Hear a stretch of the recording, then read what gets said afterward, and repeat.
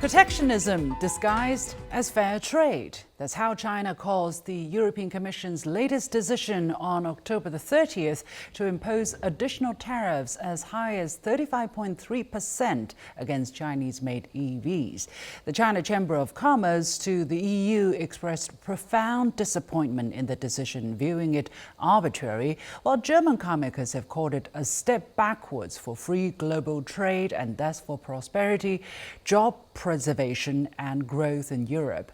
Meanwhile, French carmakers have welcomed the move. The decision came after 8 rounds of China-EU negotiations failed so far to reach an agreement. Will this help save Europe's ailing car industry? How will China respond? What to expect next? Welcome to a special edition of The Point with me, Liu Xin, coming to you live from Beijing. I'm joined from Hamburg, Germany by Dominik Pitzke, professor at the Macromedia University of Applied Sciences, also visiting professor at Shanghai International Studies University.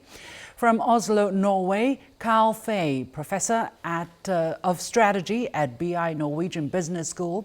From Massachusetts, US, Xing Lei, co-host of China EVs and More podcast. And here in the studio, Professor Jiang Gong, vice president of the University of International Business and Economics, Israel.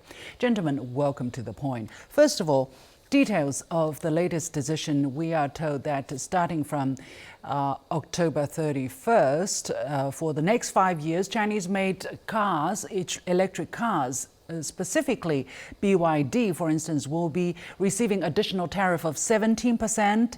The brand Geely will be receiving additional 18.8%, and the company SAIC will receive 35.3% additional tariff on top of the 10% that's already there. Other cooperating companies, we'll talk about that, will be subject to a duty of 20.7%, and all other non-cooperating companies will have a duty of 35.3%. First of all, John, let me go to you. How will this work? Well, what it means is that the European Union is going to impose these additional tariffs on top of the 10% tariff. I mean, these things will be collected when these cars enter the customs. So this is going to be ultimately paid by consumers in Europe. And I think for ACIC, it's probably being hit particularly hard because if you do a very simple calculation, that's about 45% tariffs, and 45% tariff on top of the original price. I think that's going to be a very difficult value proposition for customers.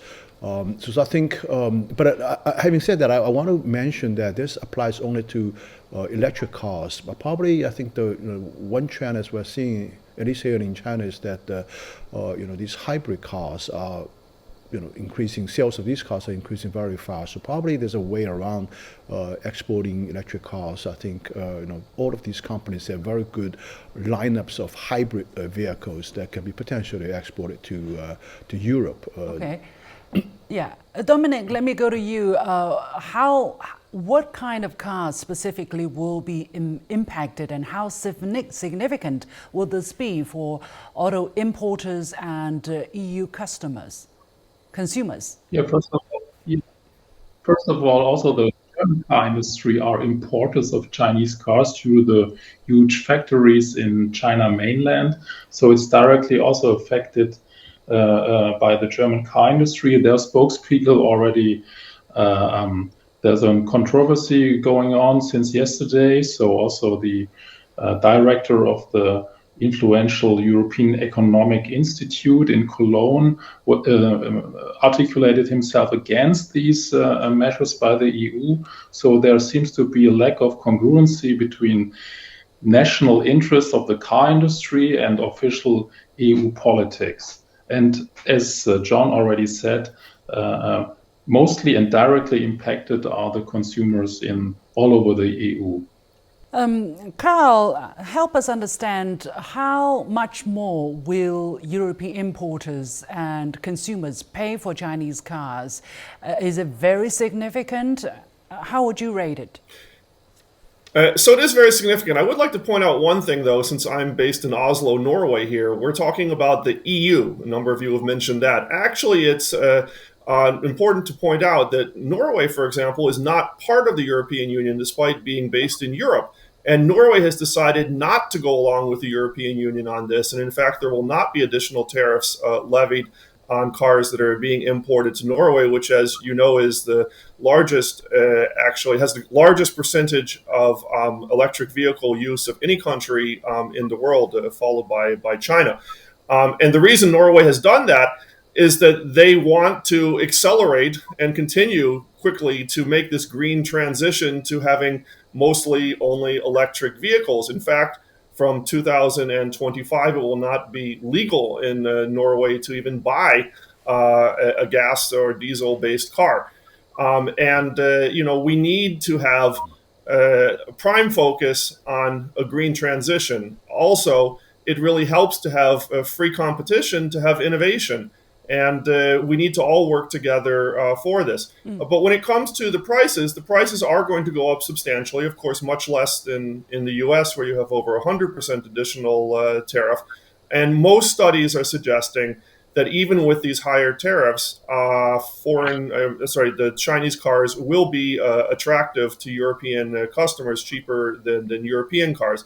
But a point that one of my colleagues mentioned earlier is really important to understand.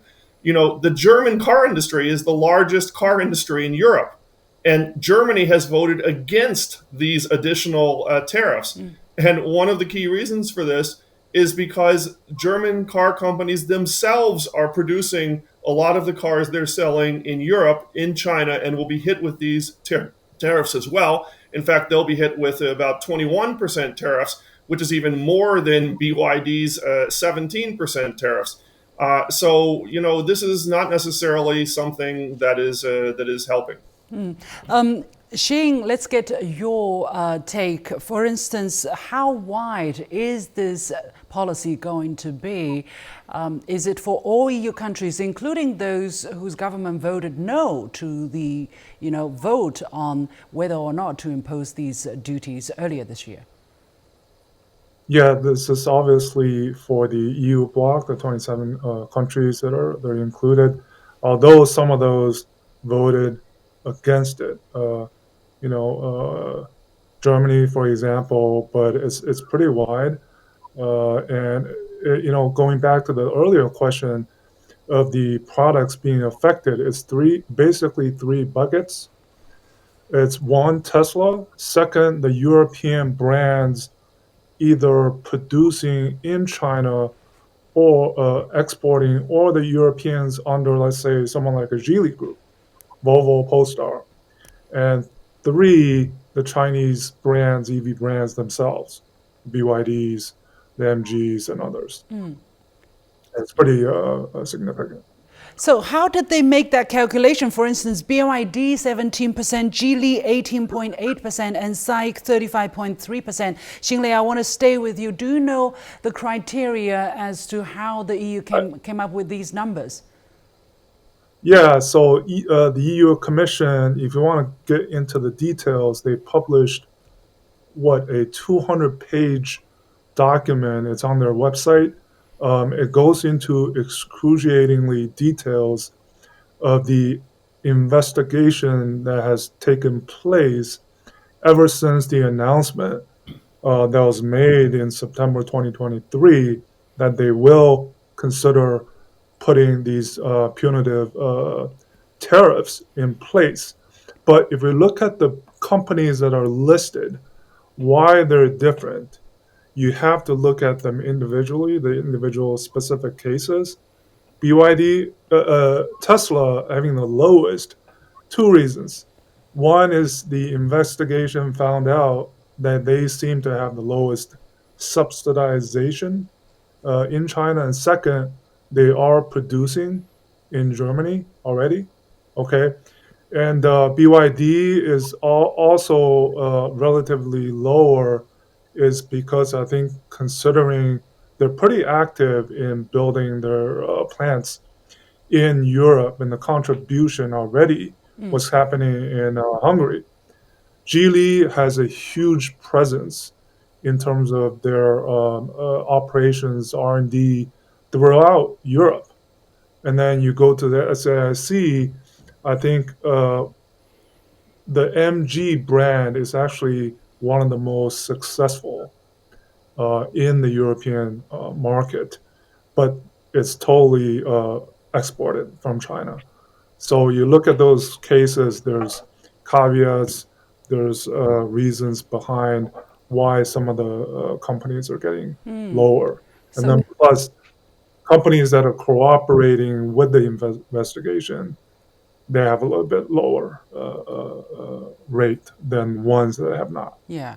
Well, there's a lot of detail already to unpack there. I hope I will have the time to do that. But let's take a look at China's response. Early this morning, China, basically hours before we started this show, China says it has repeatedly actually pointed out that EU's anti-subsidy investigation on Chinese electric vehicles have many unreasonable and non-compliant aspects, and its protectionist practice of unfair competition. China does not approve of or accept the European Commission's decision to impose extra tariffs on China-made electric vehicles. The China Chamber of Commerce to EU, as I said, they expressed profound disappointment. Zhang, what is China potentially going to do?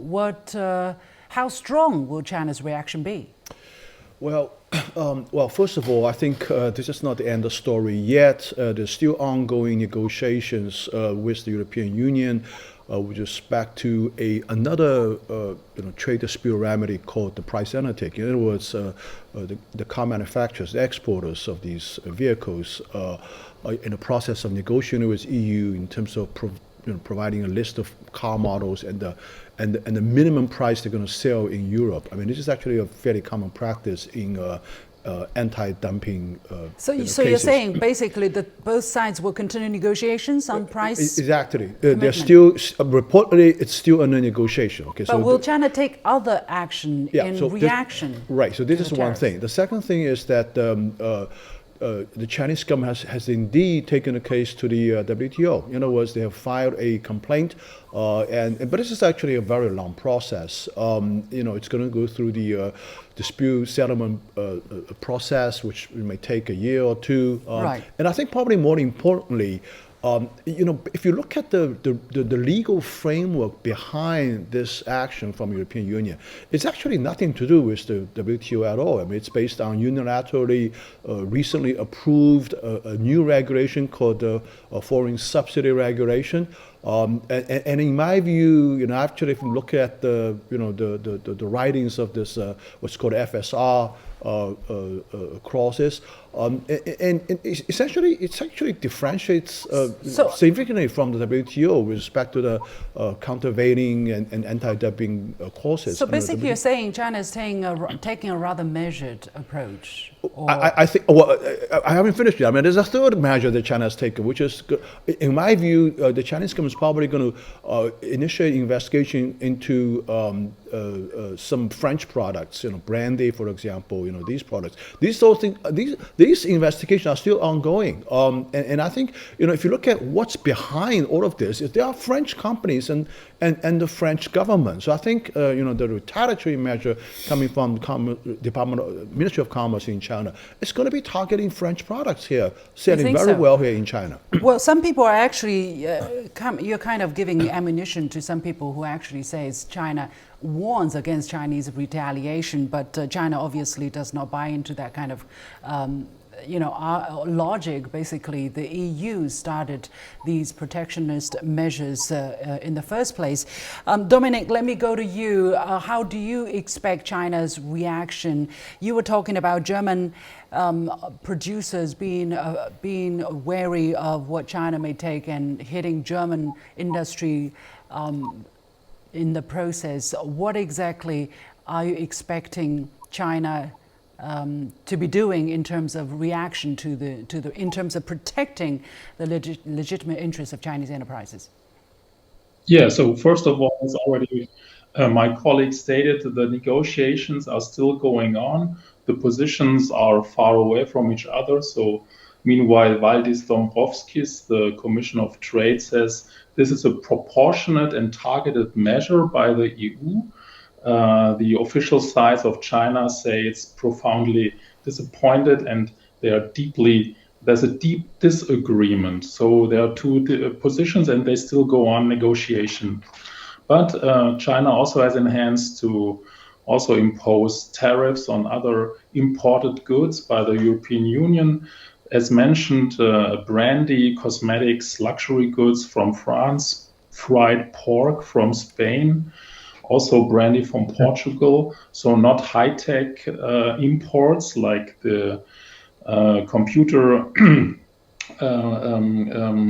products by the Netherlands, but consumer goods imported by EU. These are also possible ways to impose counter tariffs by China. Dominic, some people actually already have been highlighting and warning against so-called Chinese retaliation. What do you say about it? As if China fights back, take any action to safeguard its trade interests, it's at fault. Yeah, I think beyond the surface, so the deeper driving forces and the momentum in this case are not only economic interests. Here the situation seems to be opaque, but geostrategic arguments between the Western world and China and the rising power of Asia. And for the first time, or now it's getting clearer and clearer, is that economic interests and geopolitical and geostrategic interests are not in line anymore, at least seen from a Western perspective. Carl, what is your expectation of the kind of impacts that this latest policy will have on China-EU trade and probably China-EU relations? Do you expect some dramatic escalation of the frictions between the two sides? Unfortunately, I do think this is not going to be good for EU-China trade. Understandably, China is going to react in some way. I think it looks like China is going to have a fairly measured reaction, but it's still going to be a significant reaction. We've heard likely there'll be this tax on pork, likely a tax on brandy. And one thing that hasn't been mentioned is there's been a lot of discussion that China may put a tax on large engine cars that are actually maybe even produced in China. And this would hit the German automobile manufacturers quite heavily. But more importantly and fundamentally, the whole world benefits when we have free trade. One country is better at doing something else. Another country is better at focusing on a different product. Also, it's good when we have sort of free and open competition that pushes everyone forward. So it's really disappointing that we're increasingly moving towards this protectionist approach to things. And it's also disappointing to me that the West, which historically have been the big fans of free and open market, are now going against this and putting up barriers themselves. So this will surely not be the end of the story. One good development is that it looked like at first things might end now, but now discussions are going to continue. And there have been these discussions about if there should be a minimum price for cars imported from China to Europe. That is thought to be maybe one solution to this.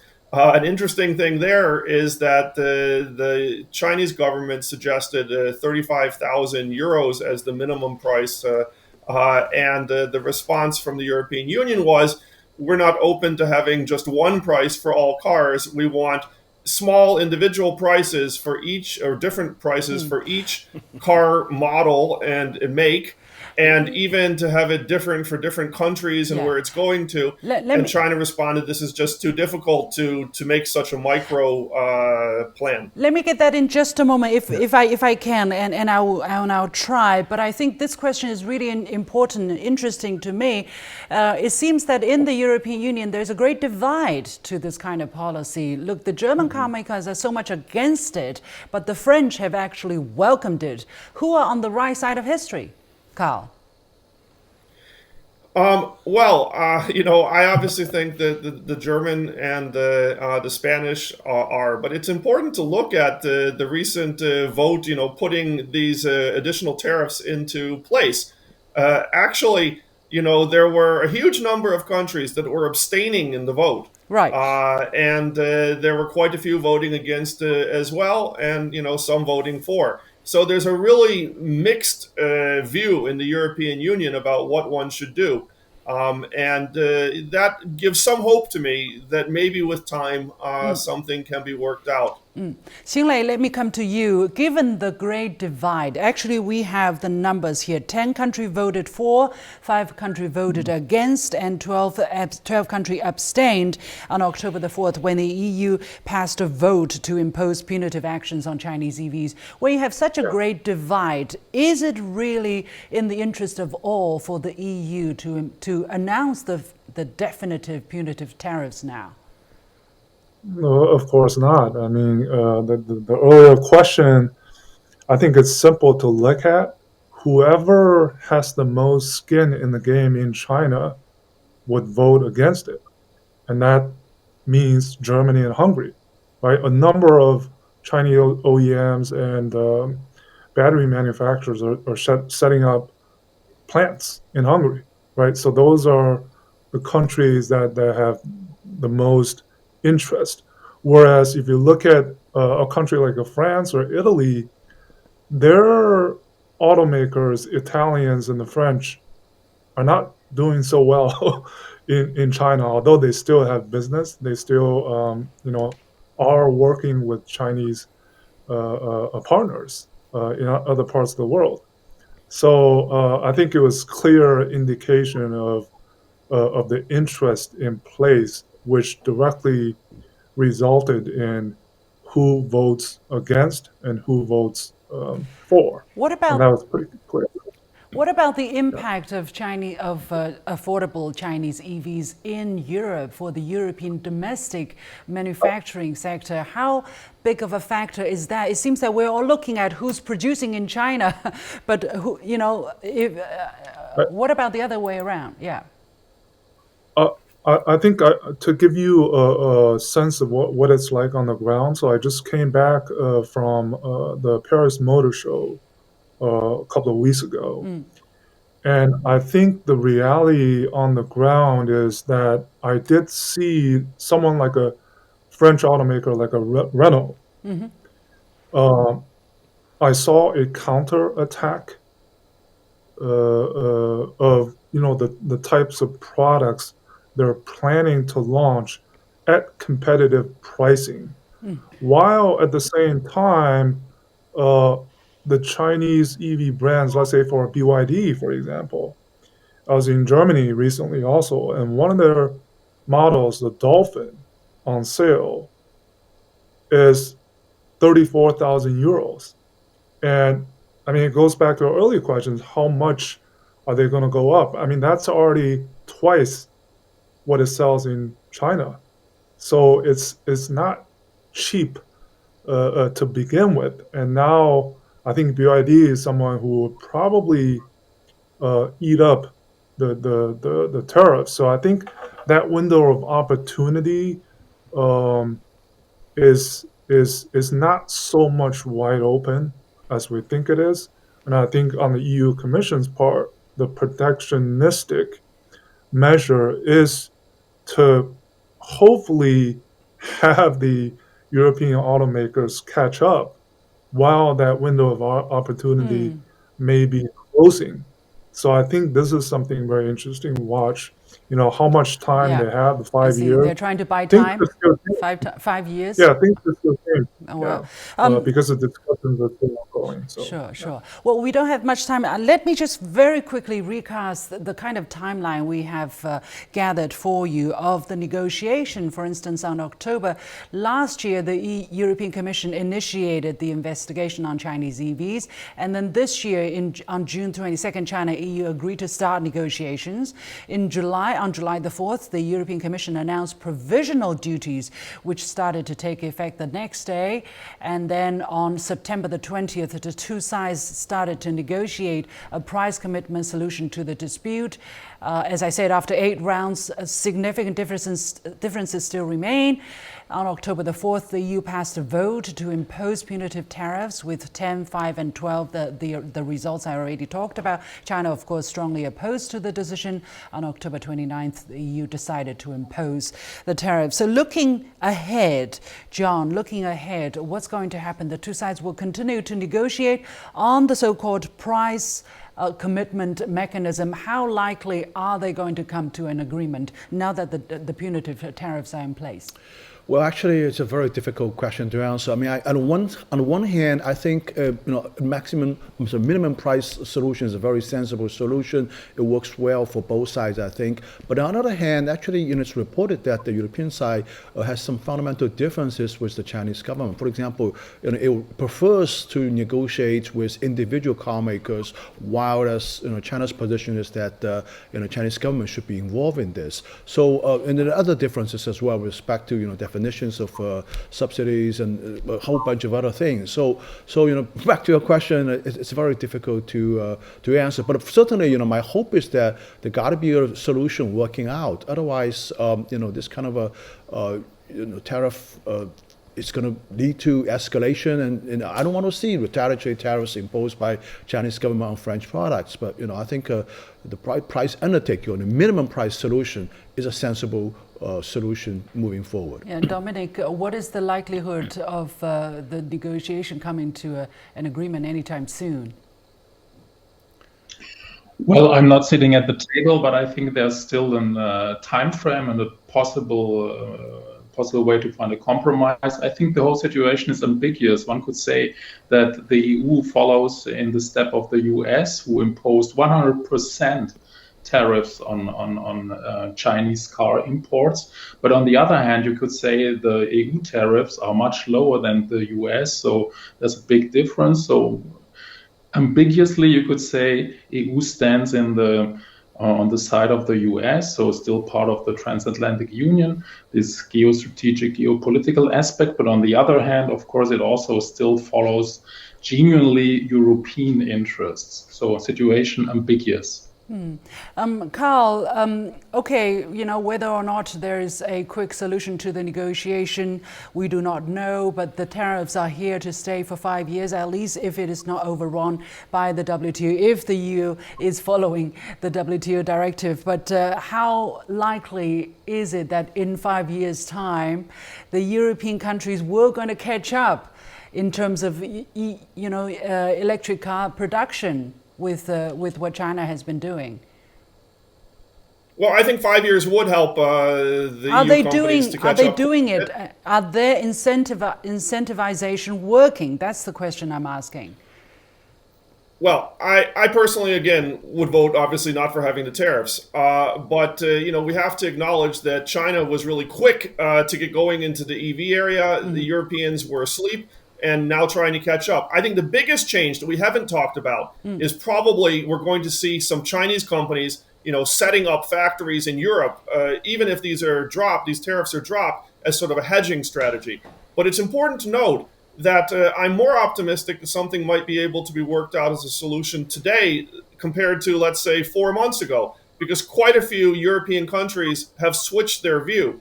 So let's hope that discussions will continue and that something positive can come out of this. At least both sides are starting to understand each other's views much better through discussion. Xinlei, what is your prediction of where things are heading next? Do you think that a quick solution can be found and that, over the next couple of years, maybe Chinese cars will get a fairer treatment in its overseas markets, Western markets I'm talking about? Yeah, I think the fact that the discussions are ongoing and will continue to going forward is rather positive out of this negative. But my advice and my view would be the Chinese automakers, they should look past this decision now. It's in place. It's enforced today, actually, October 30th. And the next steps are to continue to discuss. I think the chances of getting something agreed upon in the near term is slim, but going forward, Okay. I think the Chinese automakers, they have to understand is the trustworthiness of their brands, the Okay. service. That matters. That's more important. All right. Yeah. We have to leave it there. And they'll, yeah. Yeah, So we have to leave it there. Thank you so much, Dominic Pitzke, Carl Fei, Xing Lei, and John Gong. And with that, we come to the end of this special edition of The Point with me, Luxin. As always, you can follow me on Facebook and X using the handle Luxin in Beijing. On behalf of the whole team, thank you for watching.